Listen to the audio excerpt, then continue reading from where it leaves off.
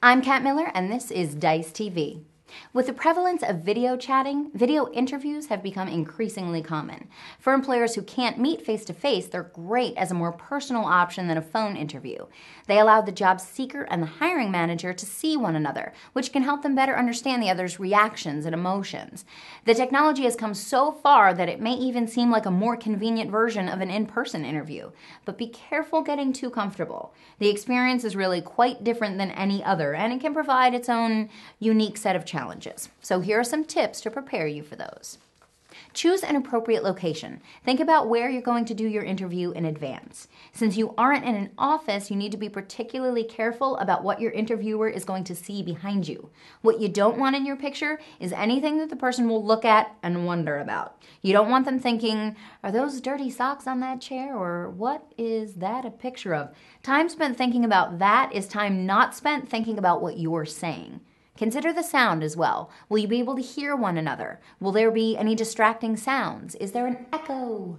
Will your friend's band be practicing at the time in the next room? Oh, and if the space is not a private one, make sure your friends know not to disturb you. You don't want your buddy Kurt bursting in to announce that it's gravity bong time, because that could seriously be detrimental to your cause.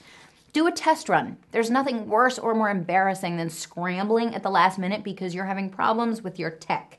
Call your mom, call a friend, just make sure that you're all set to make the call on the day of the interview. You might also want to review who's supposed to call whom and make sure that you know what that will entail. And while you're doing your test run, why not hit record? Play it back and see how you look and sound and make any necessary tweaks. Does your background look the way you expected? How's your volume? Have you framed out your shot in an appealing way? And for the record, the appealing way is straight on. No shooting from your lap, straight up your nose, and no Hitchcockian crane shots from above. Just have the camera directly at your eye level. I know watching yourself interview can be maybe kind of cringeworthy, but it lets you see for yourself how you look to others, and it really is the best way to improve.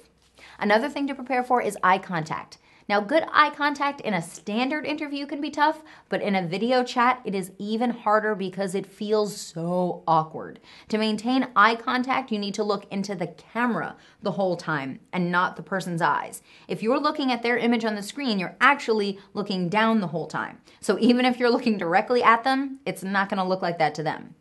Dress appropriately.